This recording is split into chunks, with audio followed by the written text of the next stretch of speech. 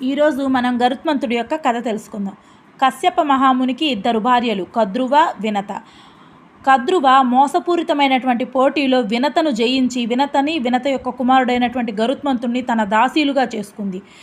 వినత కద్రువకి సేవలు చేస్తూ ఉండేది. అలాగే గరుత్మంతుడు కద్రువ యొక్క పిల్లలైనటువంటి 100 మంది నాగులకు సేవలు చేస్తూ ఉండేవాళ్ళు.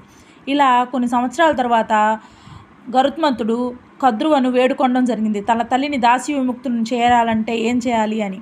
అప్పుడు కద్రువ తనకు తన కుమారులకు అమృతాన్ని తీసుకొచ్చి ఇచ్చినట్లయితే మీ తల్లికి నీకు దాసీ విముక్తిని కలిగిస్తామని చెప్పగా గరుత్మంతుడు తన శక్తియుక్తులను ఉపయోగించి స్వర్గానికి వెళ్ళి దేవతలను సైతం ఎదిరించి తన భుజబలంతో అమృతాన్ని తీసుకొచ్చి కద్రువకు ఇచ్చి తన తల్లికి దాస్య విముక్తిని కలిగించినటువంటి ఒక వీరపుత్రుడు. తనకి ఎన్నో శక్తియుక్తులు ఉన్నప్పటికీ తల్లి మాట కోసం అన్ని సంవత్సరాలు దాసీగా పనిచేశాడు.